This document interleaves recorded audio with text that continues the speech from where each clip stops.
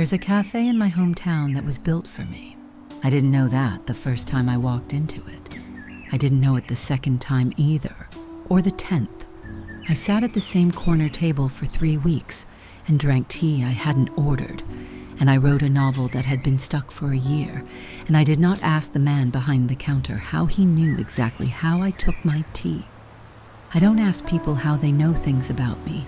I never have. I came back to fix the house, to sell it, and leave again. That was supposed to be the plan. Thank you for being here. If you want to stay for more stories like this one, a like or a subscribe means everything. Chapter 1, The Arrival. The cafe was called Margins. I didn't go in because of the name. I went in because it was raining, and I had been walking for an hour trying not to go home, and the windows were fogged at the edges in a way that looked warm. A bell rang when I opened the door. I stopped in the doorway for a second. I don't know why. The bell was just a bell. Small, tin, the kind you'd hang on any shop door. But the sound of it did something to me I couldn't explain. And I stood there with the door open and cold air coming in behind me, and I had the stupid, sudden feeling that I'd heard it before. "You can close the door," somebody said. Kindly. I closed the door. The man behind the counter didn't look up. He was wiping a saucer. Tall, dark hair, hands that moved like they'd done this 1,000 times and weren't in a hurry to do it any differently. "Sit anywhere," he said. "I'll come by." There was a corner table by the window. I took it. I put my notebook down. I took off my wet coat. I told myself the bell was just a bell. He came over a minute later with a cup I hadn't ordered. "I'm sorry," I said. "I didn't—" "On the house," he set it down. "You looked cold, jasmine, a little honey." I looked at the cup for a second longer than I should have. Then I said thank you, and I didn't say anything else, because the thing I wanted to say was, "How did you know?" And I wasn't going to ask him that. I don't ask people how they know things about me. I never have. He walked back to the counter. I opened my notebook. The rain started to pick up outside.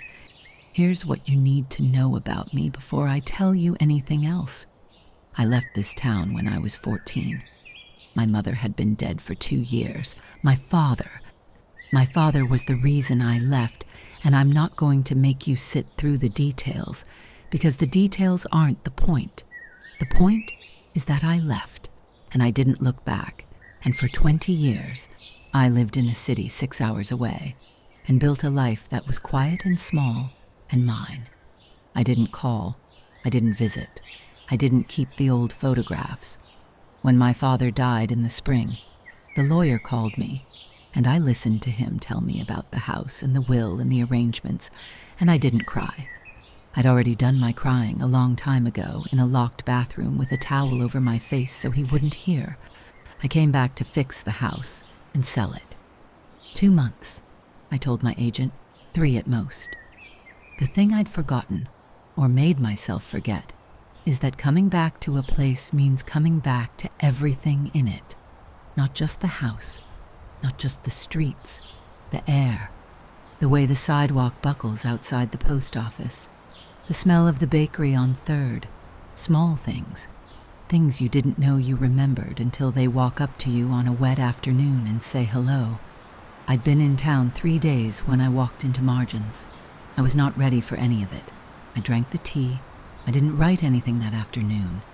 I sat by the window and watched the rain, and I thought about nothing in particular, except that my hands were warm for the first time since I'd gotten off the train. When I left, I told myself I wouldn't come back. I came back the next day. Chapter 2. The Pattern. I told myself it was because the house was unbearable. That part was true. I couldn't sleep in the bedroom, so I slept on the couch. I couldn't sit in the kitchen, so I ate standing up. Every room in that house had a piece of him in it, and I'd spent 20 years getting away from him. And now I was supposed to walk around inside his leftovers and decide what to keep. I couldn't write there. I could barely breathe there. So I went to the café. His name was Luca. I heard another customer say it on the second day, And when I heard it, I don't know how to describe what happened. It was like when you're almost asleep and the phone rings, and for a second you can't remember your own name. Like that. A small dislocation. A room in my head where the light flickered. I wrote it down in my notebook. Luca. Then I crossed it out. Then I closed the notebook and stared out the window for a while. I didn't ask him anything. He didn't ask me anything. That was the shape of it. He brought me tea without being asked. Different tea on different days. A stronger one when it was cold. Something lighter when the light through the window was gold. On the third day I ordered a scone, and he said the cranberry one? Before I'd picked, and he was right, and I didn't ask him how he knew. I was getting good at not asking. Here's the thing nobody tells you about running away. You can leave a town. You can change your phone number. You can let your hair grow out and buy new clothes, and stop answering to the name your father called you in. You can get very good at all of that. I did. But you can't sort your own memory. Not really. You can stuff the whole shelf in a room and slam the door, and you can live on top of that door for 20 years, and some days you'll go weeks without thinking about it. But you can't reach in and pull out just the good things. If you try, the bad things come with. So I stopped trying. I kept the door shut. I kept it shut when I graduated. I kept it shut when my first novel got published. I kept it shut on the night my last boyfriend told me he felt like he was dating a woman with half her life missing, and I kept it shut after he left, and I kept it shut when I got on the train to come back here. I was very good at keeping it shut. Luca's Café was not good for keeping doors shut. It was the warmth. I hadn't planned for the warmth. I'd planned for the house, which I knew would hurt. I'd gone over the house in my head 100 times. I had not planned for the way a stranger could set a cup of tea in front of me, without asking, and my eyes would sting. It wasn't about him. Or, I told myself it wasn't about him. I told myself it was about being back in town, about the rain, about grief for a father I hadn't loved, which is a specific and disorienting kind of grief. All of that was true, but some days I'd look up from my notebook and find him at the counter, wiping something down, and for a fraction of a second his profile would do something to my chest. Not recognition exactly, more like the way a word on the tip of your tongue feels, the shape of a name you can't quite say. I'd go back to writing. I'd push it down. I was very good at pushing things down. I had 20 years of practice. Something happened on the second week. I was at my table. The novel was moving. For the first time in months. I'd written 3 pages, and they were good pages, and I looked up because I wanted to order another tea. And he was watching me. It was only a second. He looked away as soon as I looked at him. Back to the espresso machine, back to the cup in his hand. But I'd caught it. His face, before he looked away, had an expression on it I didn't have a word for. He hadn't been looking at me the way a man looks at a pretty woman in a cafe. He'd been looking at me the way you look at someone you haven't seen in a long time.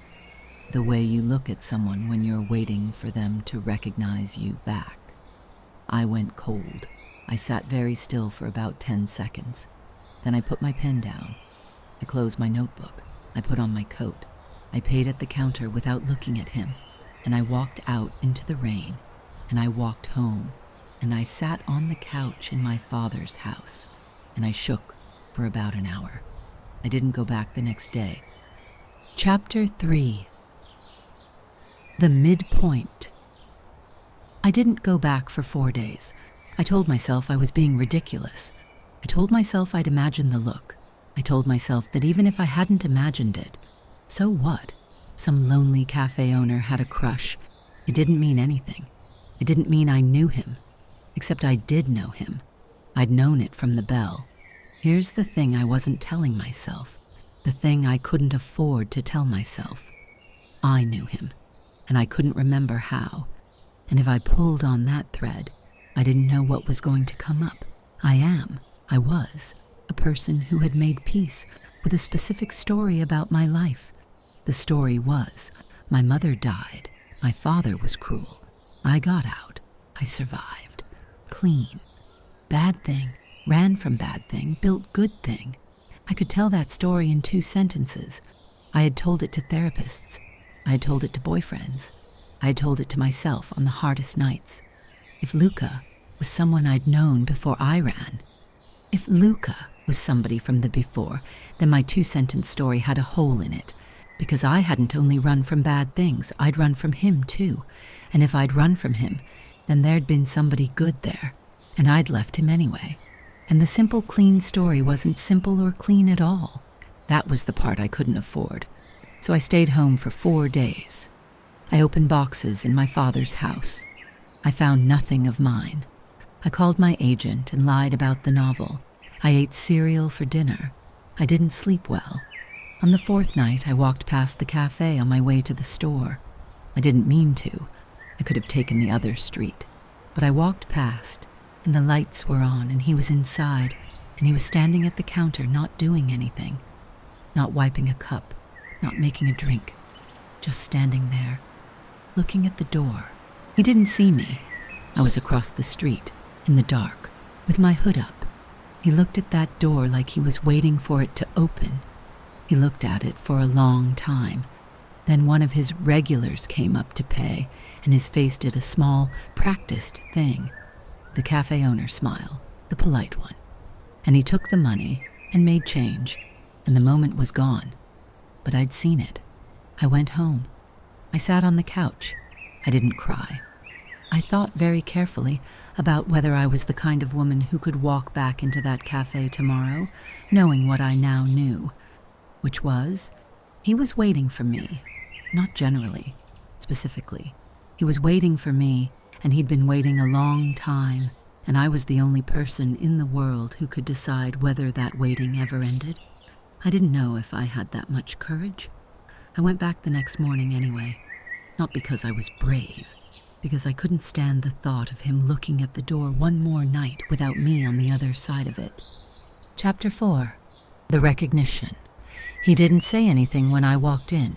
He made my tea. He brought it over. He set it down and his hand was not quite steady, and he said, "I'm glad you're back," very quietly, and he walked away. I sat at my table. I drank the tea. I opened my notebook. I didn't write. I watched him instead. For the first time, I let myself actually look, not the sideways glances I'd been stealing for 2 weeks, but a real look, the way you'd look at a painting you were trying to understand. He was maybe 34, 35, tall, thin through the shoulders, dark hair that fell over his forehead, the way dark hair falls when a man has given up trying to keep it out of his eyes. His hands were beautiful. I noticed that for the first time. Long fingers, careful movements, knuckles that had been broken once, maybe twice, a small scar on the back of his left hand, shaped like a comma. I knew that scar. I knew it the way you know the ceiling of a room you grew up in. I knew it before my brain caught up to knowing it. My body knew first, and then my chest knew, and then, finally, 20 years late, my mind knew. I was 9 years old. I was in a tree. There was a boy below me trying to climb up, and he slipped and caught himself on a nail sticking out of the trunk. And he didn't cry, but he bled, a lot. And I climbed down and gave him my sleeve to wrap around it. And I was scared, but he laughed. He laughed with a little hitch on the intake of breath, like the laugh was catching on something. I looked up from my table. He was at the counter. He had just said something to the regular in the armchair, and the regular had laughed, and Luca had laughed back, with a little hitch on the intake of breath. Oh, I thought, just that. Oh, I didn't stand up. I didn't go to him. I sat at my table with my cold tea, and I let the memory come, piece by piece, the way you let a bruise come up after you've hit something. Slowly, and without doing anything about it, because there isn't anything to do. His name was Luca. I had known his name was Luca since I was 9 years old. He had lived 3 streets over. He'd taught me to ride a bike in the alley behind the church. He'd passed me notes in the 6th grade classroom on folded pieces of graph paper.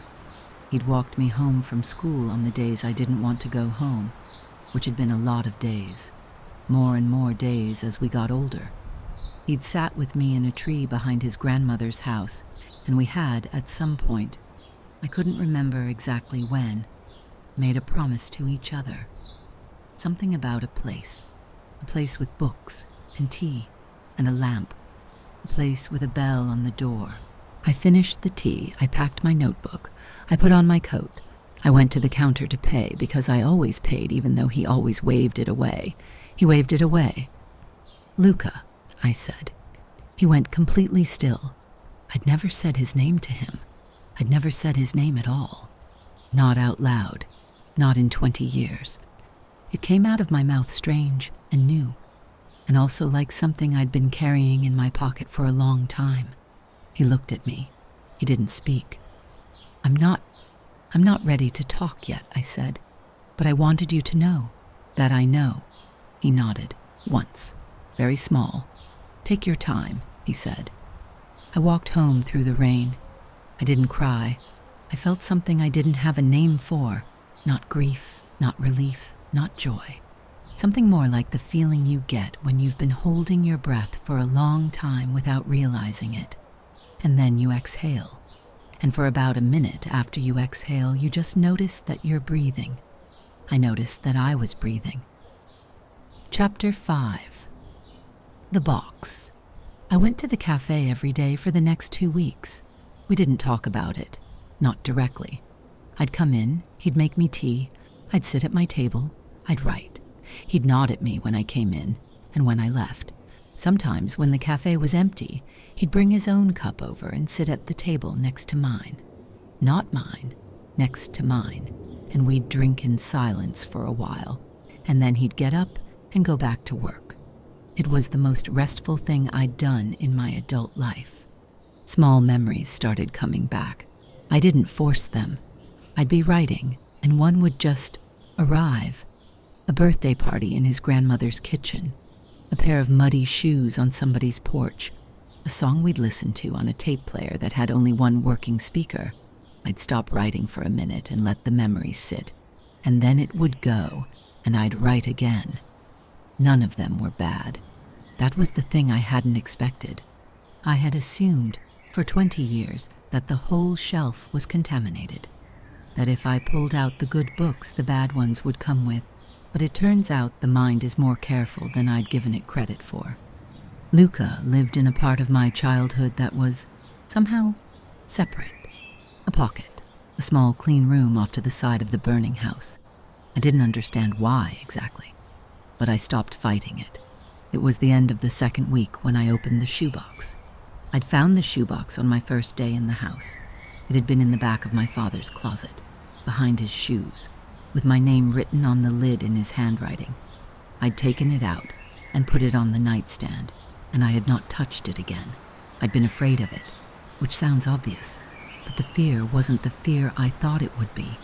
I wasn't afraid of what was inside. I was afraid of the fact that he'd written my name on the lid, because a man who wrote your name carefully on a lid and saved something for you was a man who had, somewhere, some piece of him, thought about you. And I had spent 20 years holding a picture of him in my head that didn't have room for thought. If he'd thought about me, the picture was wrong. I wasn't ready for the picture to be wrong. But I was getting tea in a cafe every day from a man I'd loved when I was 10. And I was writing a novel that was actually working. And I was sleeping in the bedroom now instead of on the couch. And I felt like a person with a spine. I sat down on the bed with the shoebox in my lap. I took the tape off. Inside, a photograph of him as a boy, maybe 8, standing next to a woman I didn't recognize. He was thin. He looked scared. A report card from when he was 10. A teacher had written, "Quiet does his work."